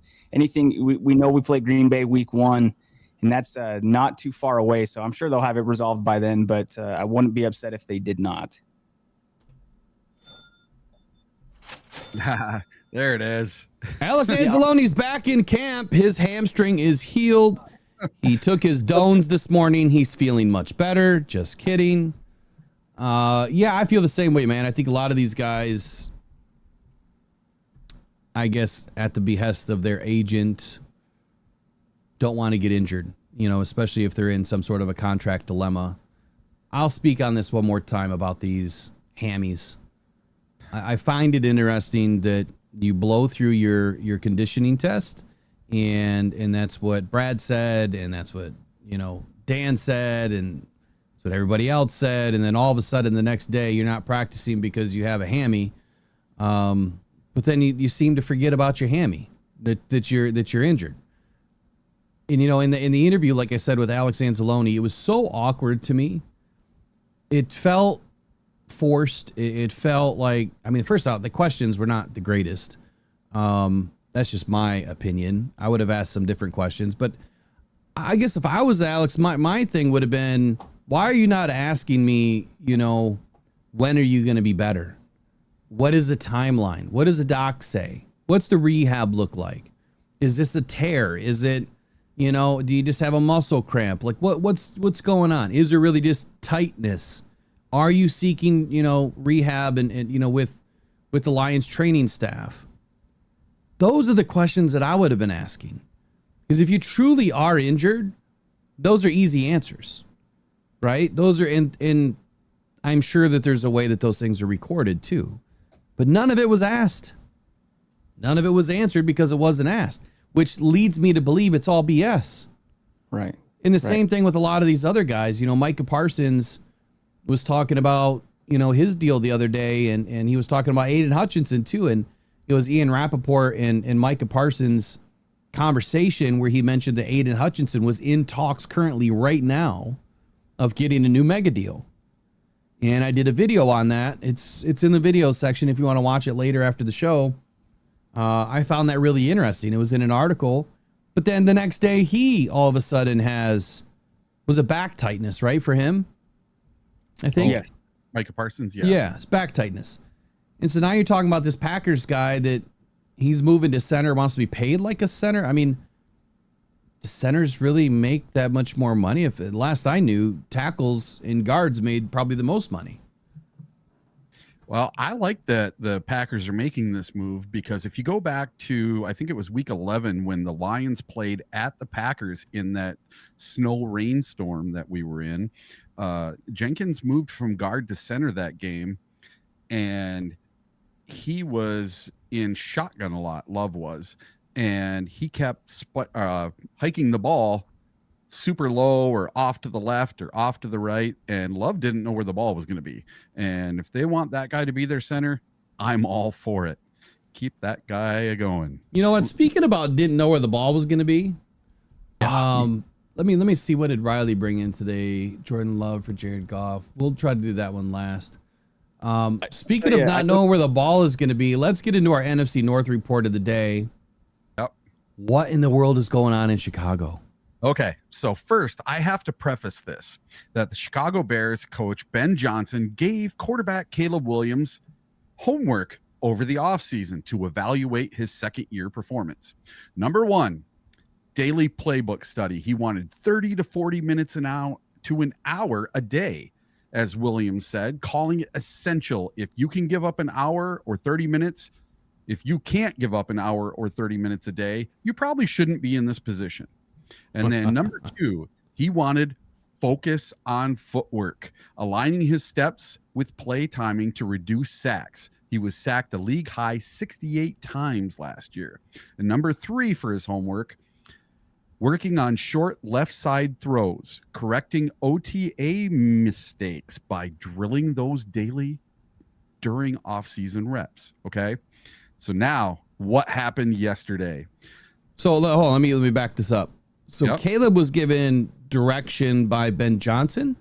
Yep. So that was his 3 things he wanted to work on. And those 3 things were do 30 minutes to an hour in the playbook every day. Yeah. Focus on your footwork. Sure. And short left side throws. Which is not where he throws well. Yes. But what does that tell you about Ben Johnson, though? Yep. It tells you where this ball's going to be going, with the offense, and he's going to be targeting the short left side. Yep. Okay. And with your screens, right? Or little wheel routes or something. Yeah. It was a rough first day of training camp for quarterback Caleb Williams as the Chicago Bears started training camp yesterday. And Williams was intercepted by linebacker Tremaine Edmonds on his very first rep of 11 on 11s. Let that sink in. So the guy that only threw 6 interceptions all year last year, his very first throw under Ben Johnson in practice, intercepted. You can do it. You can do it, Caleb. You can do it. No, obviously not. So he throws a pick on his very first play. Yep. Oh, Ben Johnson's got to be feeling great about that one. Yes. I guess some things just don't change. I mean, you can wrap a piece of poop in gold foil, but it's still poop. And then to add insult to injury, later in the practice, Johnson yelled, "You're out," when Williams and the first team offense could not get lined up correctly in 7-on-7 drills. You know what this reminds me of? I got to let's keep going, but I got an email last night from one of the members, and it speaks to this. So yeah, keep on rolling. Yeah, and that's it. So he throws an interception on his very first pass, and then later on in the practice, he can't even get the offense to line up correctly on 7-on-7s, and Ben Johnson has to yell at him, "You're out. That's it. Enough. End of practice. Go learn what you got to learn and get your stuff together and come back." So who was he saying was out? Was it Caleb or the entire first string? Caleb. First string. I think it was the first string. Yeah, All those fighters. Yeah, they couldn't line up right. Yeah, he couldn't even get the offense to line up in the correct position in 7-on-7s. All right, so let me read this, and then Riley, I want to get your reaction. So last night, Bill Rowland wrote in, and he said, or yesterday morning, excuse me, says, anyone else looking forward to Benedict Johnson setting up his very simple offense to help Caleb succeed? ? He says he is so going to overcomplicate it. And then he laughs a lot in the email. So I mean, perfect, right? I mean, a perfect email for a great segment of, Benedict Johnson is definitely not going to have the time of his life with Caleb Williams to start. And clearly it's not going well. But Riley, I mean, yeah, tell us, what are your thoughts? Did you envision this happening in Chicago, that they're not going to be able to get it right off the bat? And to Bill's statement, look, Ben Johnson's offense is not easy. You have to have cerebral football players to be able to do what they're doing. And the Lions brought in very specific pieces to pull that off. If you don't think, well, Mon Ra is probably one of the smartest dudes in the NFL. Sam Laporta is one of the smartest dudes in the NFL. J-Mo's obviously got the tools. But everyone on that squad, Jared Goff is a cerebral football player. It takes intelligence to be able to pull or combine that offense with what Ben was adding to it. Yeah, interesting. So Riley, what do you think?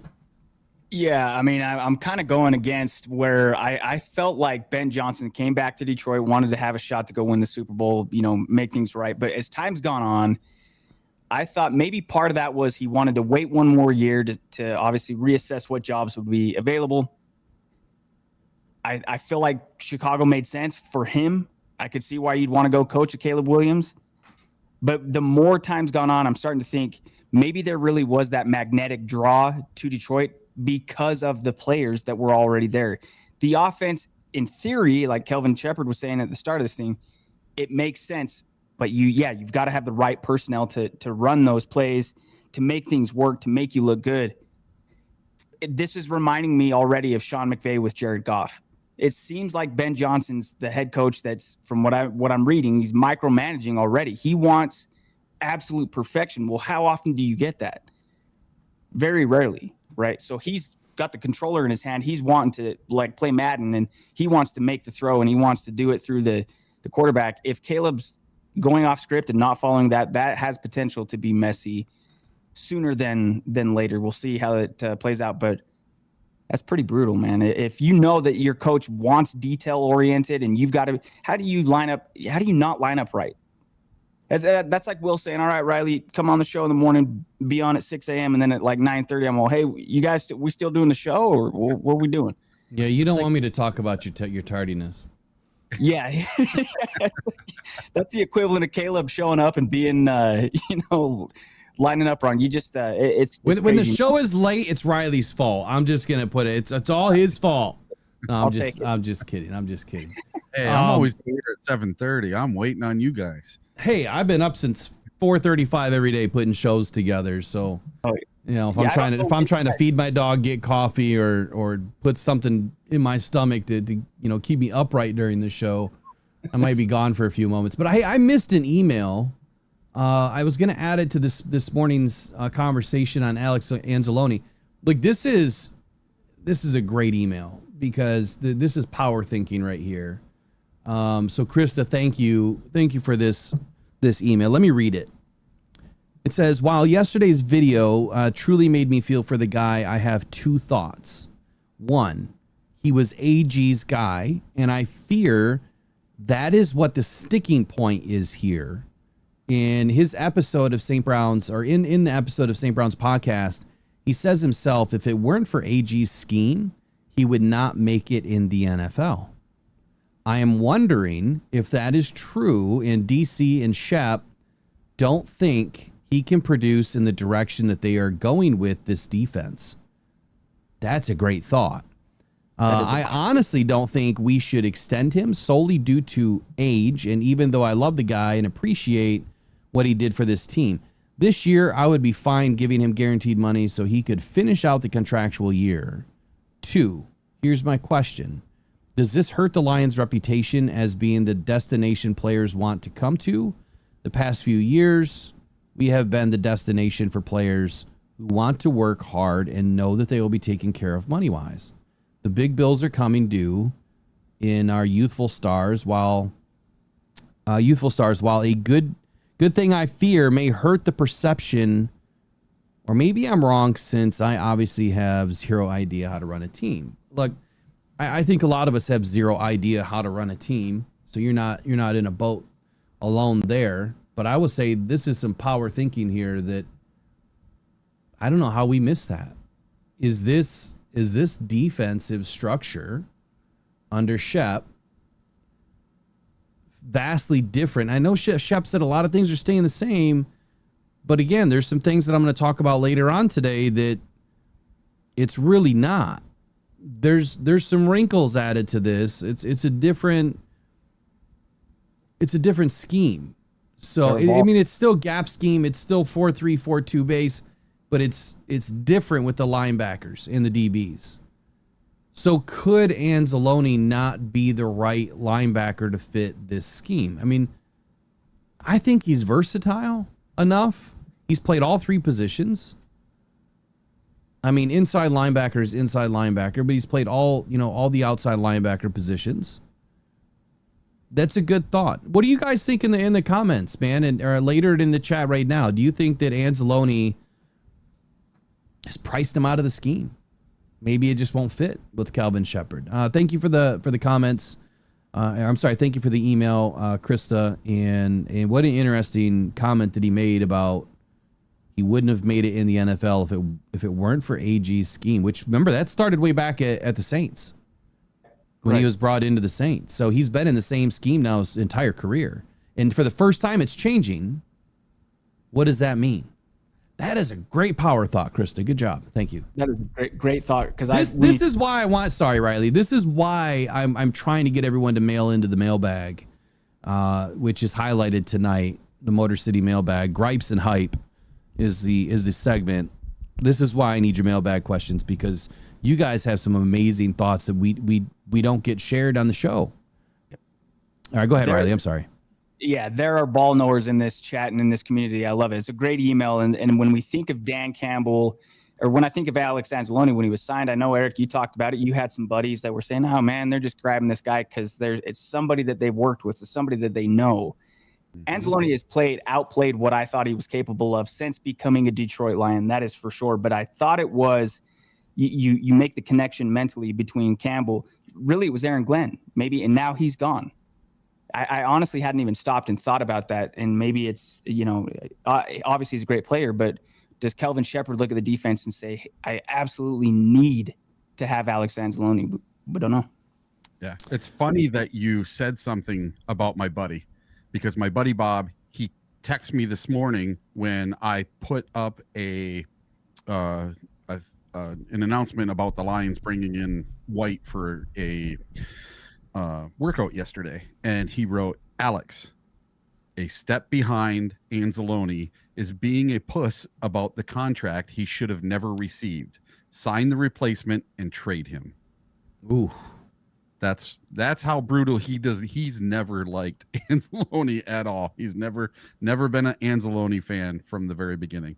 All right, so we got 88 votes. We had 88. Now we got 87. I don't know what happened. Oh, now we've got 88. Someone must have changed their vote. All right, 88 votes. We got 56% saying yes, Alex Anzalone is going to be back in Detroit this season. 44% saying no. Now it's up to 89 votes, and I'm going to end it because I'm going to put up one more poll for the show. Now it's up to 90 votes. More yeses are on the way. If you want to get your vote in, do it real quick because I'm gonna end it. I'll give you 60 seconds. Actually, I'll give you the countdown. Remember when Alex Anzalone said this, and apparently it's not true? Everyone wants to be a dog until you got to do some dog shit. Alex, it's time to pick up the dog shit, buddy.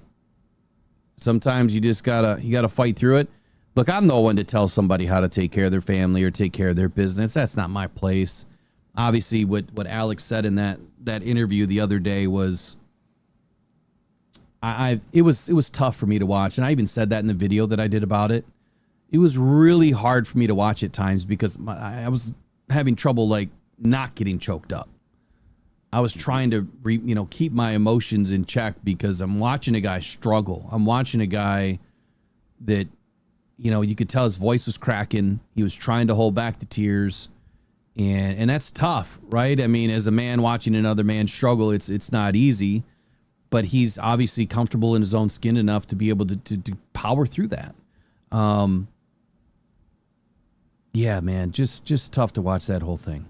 And you can tell that this has been brewing with him for a long time. Yeah. This isn't something that just popped up in the last 10 minutes. This is something that because he even said that they brought it up in the spring and they brought it up last year.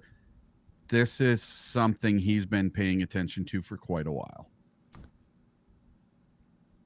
If you had asked me at the start of the show if we were going to run this poll, I would have said it's maybe 70-30 that yes, Anzalone will be back. But what do we get? 90 votes, and it's damn near 50-50. Yeah, pretty close. That's just crazy. All right, I'm gonna switch us off the topic. So we've got 94 votes. I'm gonna end it. I'm sure we'll something will pop up about Alex Anzalone again. U of M Dad just sent out a membership, and it looks like David Hasper has received the membership. Thank you. I appreciate you, U of M Dad, for doing that. And David Hasper, welcome to the Lions the Lions faithful. Check out the members only post on YouTube. The post on there, it'll tell you how to join the Voxer. And then I check everything at the end of the month. And if you are not resubscribed, then obviously the Voxer privileges go away. But appreciate you getting an opportunity. Appreciate U of M Dad making it happen. Let's do an interception for U of M Dad. Intercepted. Kirby Joseph coming back to the 40. Kirby to the 45. Kirby to the 50. Kirby into San Francisco territory and taken down at the 42-yard line. All right, interceptions for Caleb Williams to start camp. Interception for Kirby Joseph, and handing that ball off to David Hasper to become part of the Lions faithful here on Rockhound Detroit Lions. Today, there's going to be a video coming out And it is titled, I got to remember now. I'm going to have to just look. It is titled. Shout out to owner U of M Dad again for that super chat, or I mean the gifted membership. Really appreciate that. Yeah, so two videos going on. One is Dan Campbell affirms the defense is now Jack Campbell. And I've got some audio that I'm gonna share with you guys about that. So it is now confirmed that Jack Campbell is the leader of this defense. That is more of the reason why I feel, and Brad Holmes kind of echoed the same thing, that Alex Anzalone's time in Detroit is probably done. And then also Aiden Hutchinson. Aiden Hutchinson backs up what Brad Holmes did. And he speaks about Marcus Davenport. And I'm not going to go any further than that. You're just going to have to watch the video later to find out what Aiden Hutchinson had to say about all the doubters out there about Marcus Davenport. All right, Riley, walk us into a hot button subject today, which is Jared Goff underrated? What's going on here? Yeah, let me go with, I'm going to pull this up here. We were talking earlier about, I'm going to do this Jordan Love, Jared Goff here. Let's do a quick 1-for-1 now. When you said earlier, Eric, when Jenkins was playing center, Love didn't know where the ball was going. I had made a comment too. Well, we know where the ball was going. It was going to Kirby Joseph's hands, which he was then going to express delivery right to the end zone, right in front of Will. Wasn't that the end zone you were sat right there, Will? When? At the Lambeau Field when Kirby got the pick near the end of the second quarter. Yeah, I was there. Yeah, he was right to the right of me. He walked too far to the right. Yeah. It was the same area that Jahmyr Gibbs threw me this. Oh, I dropped it. Shoot, I drop things back here all the time. He threw me his gloves. Yeah. No, so we know where the ball was going. Now, our guys over at A to Z Sports, now we know the Lions guy for that is Mike Payton. For the Bears, it's Cole Noble. Vikings, it's Tyler Forness, who I also know. And then for the Packers, their beat writer is Wendell Ferreira. So the four of these guys get together to do a all NFC North team. So they go through and go each position. They vote who's the head coach, who's the quarterback, who's the running back, so on and so forth. My question for the comments here, and I want people to respond to this. Would you trade Jared Goff for Jordan Love straight across? And I want to know not just yes or no, but give me your reason why. If you would make the trade, why? If you wouldn't, what's the number one reason why? Jordan Love for Jared Goff. Now, these guys do their all NFC North team. As I said, 3 of the 4 voted for Jordan Love to be the quarterback for the NFC North. And I want to read you what our guy, Wendell Ferreira, the Packers beat writer, said. It says, quote, I fully understand that Jared Goff had better numbers than Love, so taking Goff at this point would be fair. At the same time, here's the kicker. If the Packers called the Lions to trade one quarterback for the other, the Lions would probably accept the offer before the Packers had enough time to understand the mistake they were making. Love has the higher ceiling by far, and he realized that ceiling by the end of the 2023 season. So now last season, there wasn't actually an individual regression. There was an injury, which affected Love's performance for part of the year, and the wide receiver group with the highest number of mistakes drops in particular in the entire league. Here's the last little bit of this. Jordan Love has Matt LaFleur, but at the same time, Goff has only played well with Sean McVay and Ben Johnson calling plays. Under Rob Boras and Anthony Lynn, results weren't nearly as impressive, to say the least. Put Jared Goff on the 2024 Green Bay Packers and Love on the 2024 Detroit Lions. Detroit would most likely have had an even better performance. And I doubt Goff would have led the youngest roster in football to the playoffs twice in a row. So, and mind you, Mike Payton's the only guy that stood up for Goff here, and I don't think he's just doing it because it's a fandom thing. I'm gonna open it to you guys. This is horse crap. right? There's no way you're going to take Jared Goff or Jordan Love over Jared Goff at this point. There's no way. I want to point out maybe a mistake or two that's in this now that I'm actually reading it. In here, they say that Jordan Love has the higher ceiling by far. But then says, and he realized that ceiling by the end of 2023. What that tells me, when you realize something, you've reached it. You've attained it. So he's at his ceiling. That's not a good ceiling. Jordan Love is I mean, look, he's got a rocket arm, but he doesn't have a very accurate arm. You want to talk about all of the drops and the mistakes by the wide receivers? Well, guess what? A lot of those drops come at the hands of the quarterback. By the quarterback not putting the ball in the right spot, by the quarterback throwing a wobbly ball, or the quarterback, not timing the throw right. It's not so much the wide receivers all the time. Jared Goff doesn't have those problems. The Lions have some of the least drops of any team out there. Why is that? It's not just because of the wide receivers or the tight end or the running backs. It takes a quarterback to know where to put the ball, when to put the ball somewhere, on time, deliver it, and it gives the receiver or the tight end or the running back a better opportunity to catch it. So a 1-for-1 trade, there's no way. Also saying that Goff has only produced under Ben Johnson and Sean McVay. Well, the last time I checked, Sean McVay was the one calling the plays in that Super Bowl. It didn't work out so well, did it? Right? Ben Johnson, that offense has been Dan Campbell's this entire time. And a matter of fact, it was just said the other day again, and I can't remember by who, but it was also mentioned by Dan Campbell himself that he is heavily involved with the offense. Yes, it's John Morton's offense, but he is heavily and always has been. And that's what he said. I've always have been involved with the offense. That is his offense. A lot of it of what he has designed, and yes, a lot of it they built around Jared Goff. So you're playing to the strengths of your quarterback means that that's what your quarterback does well. That doesn't mean that you're creating some genius scheme for Jared Goff to succeed in. No, you built it around what your quarterback does well, which means Jared is the one running the scheme, right? You're just calling the plays. A play is a play is a play. You're calling a play at the right time. And it's all about timing for an offensive coordinator of when to use a play. It's not about the play being called or what the play is.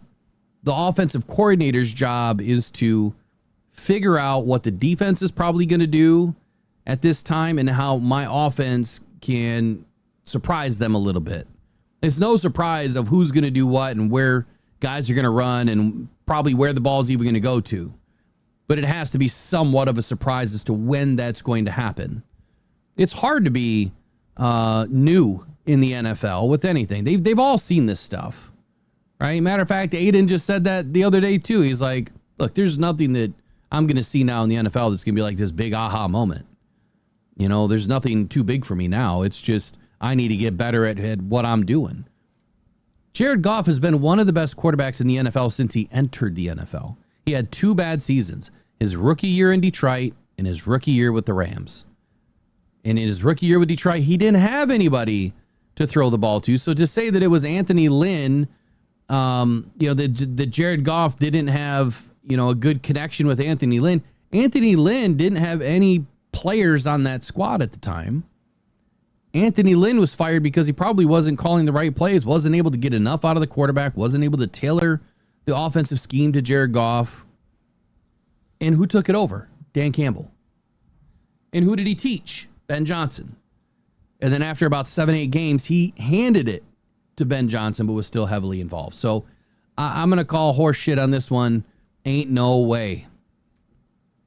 Eric? Yeah, garbage. So that's all I'm going to say about that whole thing. I just got some breaking news, and this is happening to our former defensive coordinator. Aaron Glenn is the head coach of the New York Jets. Jets QB Justin Fields was just carted to the locker room with an apparent lower leg injury.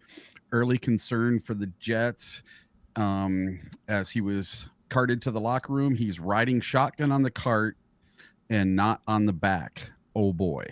And that's from Adam Schefter. So they're dealing with their starting QB going down already with a lower leg injury in camp. Yeah, that's not good, man. A lot of injuries to start camp. It seems like we hear it every year. Thankfully, we haven't heard anything yet today about Lions camp. So anyway, what's your the rest of your answer on? Yeah, so with Jared Goff, listen, Jared Goff, we'll put him up head to head, okay? 2023, 2024, the last two seasons. Jared Goff has more wins. Jordan Love had an amazing last 6 games in the 2023 season and won 1 playoff game. Jared Goff that season won 2 playoff games. So 1 playoff game to 2 playoff games. In those 2 seasons, Jared Goff went 12-5, and then Jared Goff went 15-2. Jordan Love went 9-8, and then, or what was it? 10-7. Yeah, they went 10-7, then they went 11-6 last year. So he's beaten him in wins. He's beaten him in yards. He's beaten him in touchdowns. He's beaten him in every category. How in God's green earth could you say that you would trade for Jordan Love, who's had 1 6-game streak in his whole career? That was it. He had 6 good games, and everybody's banking on that as being his ceiling. What if that was it? What if that was the ceiling? That there's no more big giant games. There's no more above that. I think he's plateaued. I think that's it. If you look at last year, what did he do? He didn't do anything amazing. So I don't think it was him putting the team on his shoulder and winning all these games. I actually think that his backup, what's his name? Malik Willis. I think Malik Willis looked like 10 times the quarterback that Jordan Love did last year.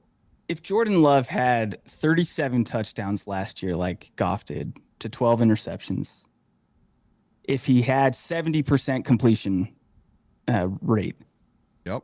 If he won 15 games, people would be saying this guy's arguably the best quarterback in the NFL. It's just an interesting phenomenon against, what is it, like a endowment effect? I think something where it's you value what you have more.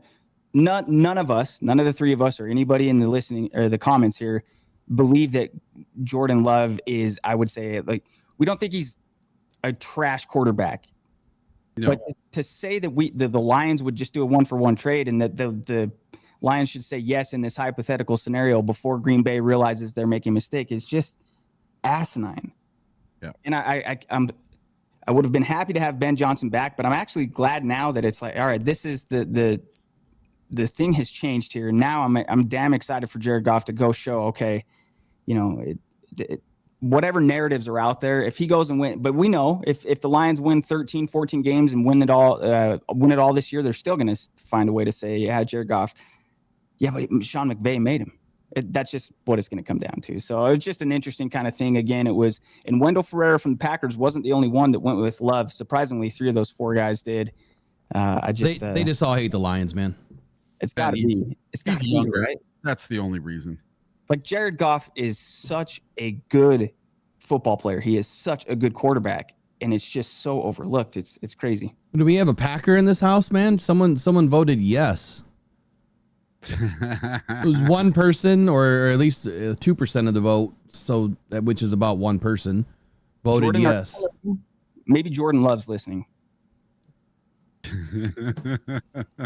You know what's crazy is, like, 2 weeks before the Lions made that Stafford Goff trade, I just randomly was thinking, and I texted one of my buddies. I said, hey, just curious. And at this time, I had no idea Goff was on the radar for the Lions. I felt like they were going to move on from Stafford. I didn't think it would be for Goff. And I asked him, hey, would you rather have Jimmy G or Jared Goff? And he replied, like, Jared Goff. Like, dude, if you're going to ask me something hard. And I'm like, all right. That was what my mindset was. I did not realize, and honestly still at times question if I do realize, just how good Jared Goff actually is. All right, so I want to move on to the last topic of the day. No way, Jared Goff for Jordan Love. I don't want that hot mess.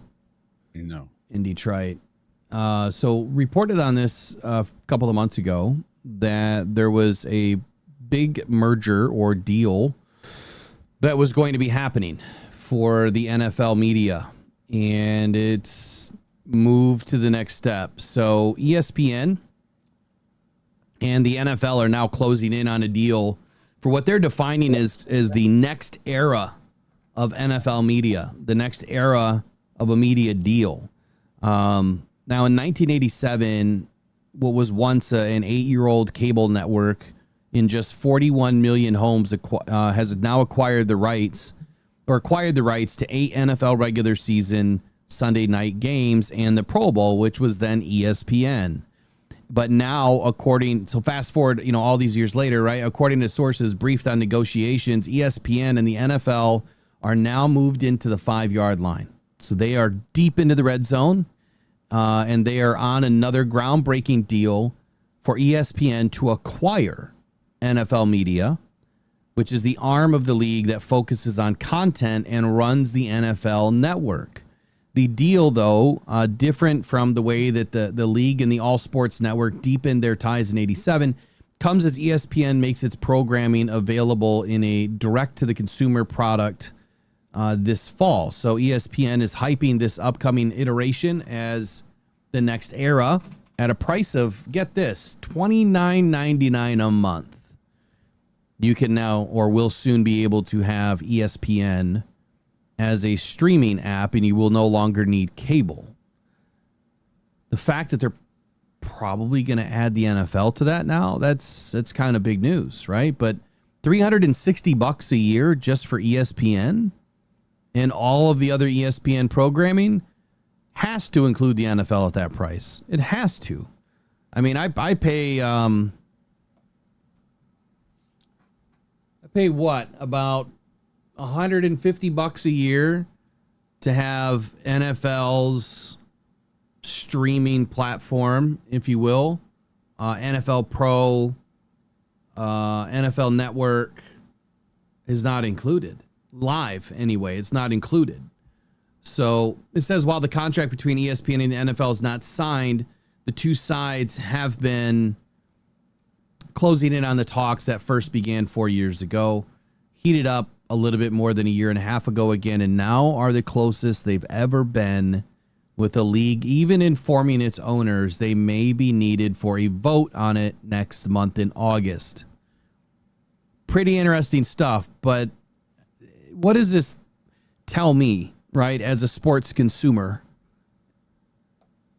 When one organization gets a monopoly, what I consider to be a monopoly on all sports, which they have, ESPN, ESPN Plus, your MMA stuff. I mean, everything is there.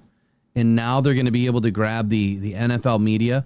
One, I can't believe this deal is even being allowed, right? That the FCC is allowing it.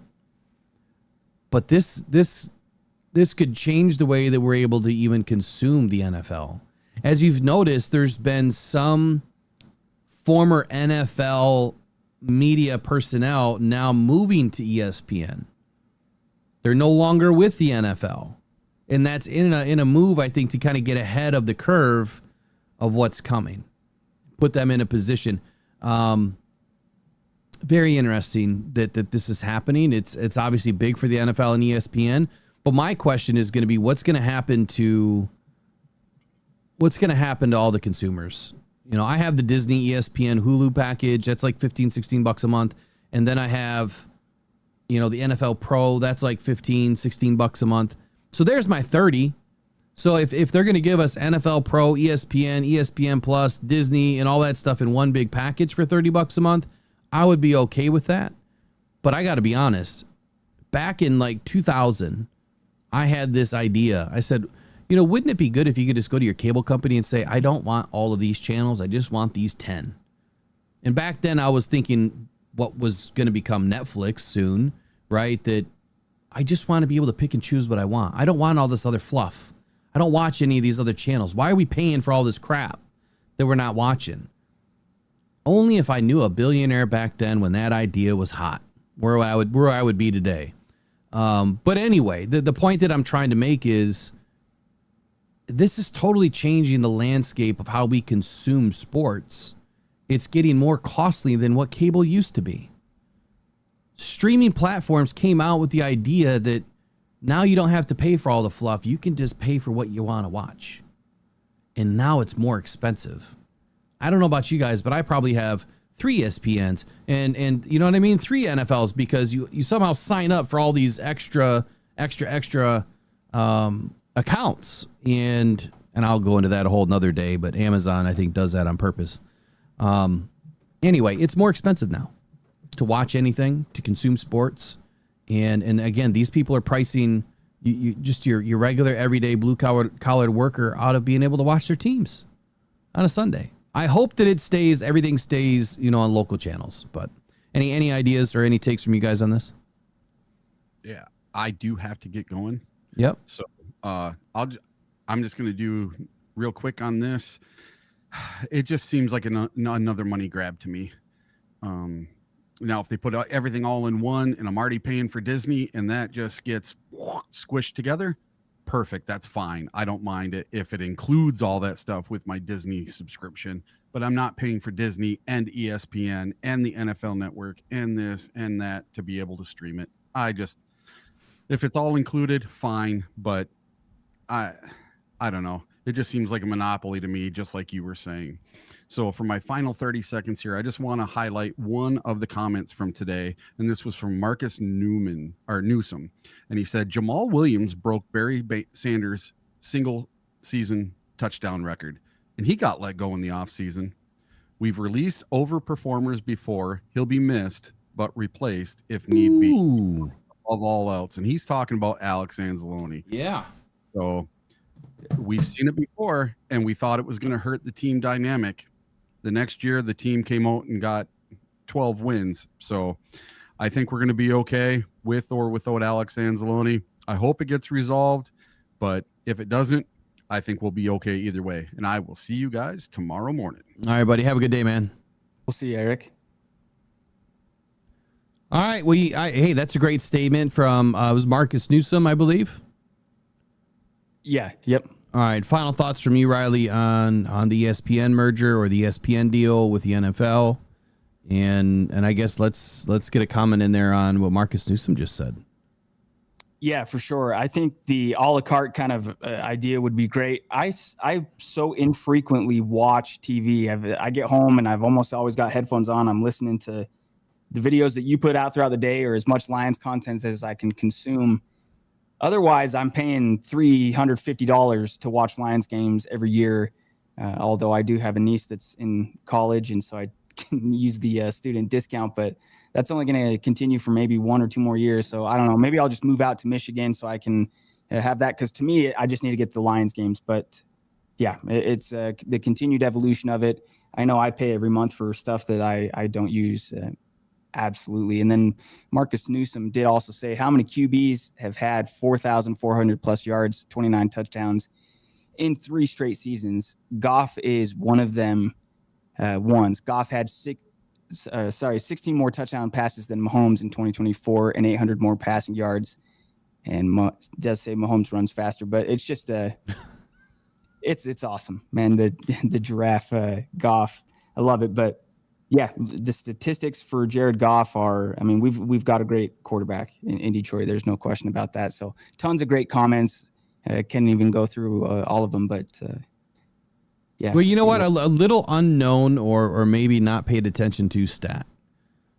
Jared Goff is now embarked on year 10 in the NFL. 10 seasons. It does not seem like he's been around for 10 years.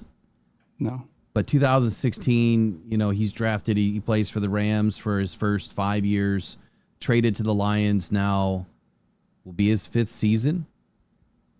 So let's see, 16, 17, 18, 19, 20, 21, 22, 23, 24, 25, 10 years. He's averaging 65.6% completion rate for his career. 35,000 58 yards for his career. Now, if you take out his rookie career or rookie season where he was only in for like 6 or 7 games, that number would balloon up to almost a 4,000 yard per season average. Caleb Williams and the Chicago Bears have not had a 4,000 yard thrower ever. And Jared's averaged that in his career. 222 TDs to 94 interceptions, which, I mean, you're talking a 2-to-1 ratio, over a 2-to-1 ratio. Quarterback rating, passer rating of a 95.7. All great numbers. Ain't no way I'm trading Jared Goff for Jordan Love. You know, the greatest stat, too, for Jared Goff with all that is he turned the Detroit Lions into a consistent perennial playoff team. And now the expectation is not just to make the playoffs. It's to win the whole damn thing. And Jared Goff is capable, and I'm confident that he has everything he needs to be able to make that happen this season. And we saw yesterday, I tagged our guys, Jason Harmon and Thor Nystrom over at the Vikings.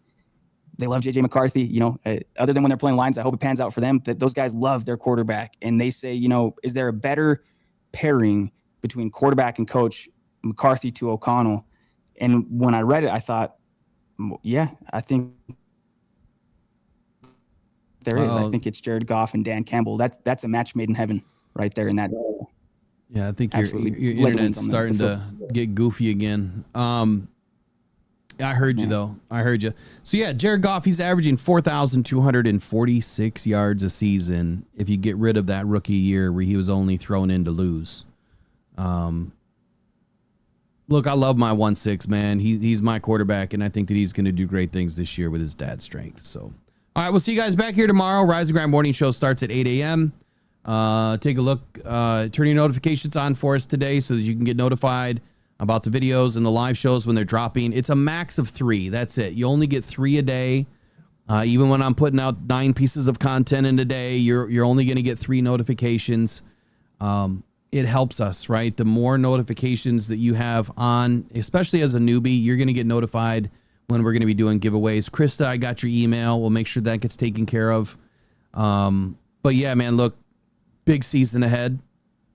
Super, super confident in Kelvin Shepard. What an excellent way to start the day with him. And I'm going to rewatch that again and find some more nuggets. But you guys take care. Have a wonderful Thursday. Stay cool wherever you are. It's going to be a cool 101 degrees where I am today. So you guys stay cold, man. Stay icy. We'll see you guys tomorrow. Take care. Go on Pride. Go Detroit Lions. We'll see you later. See you guys.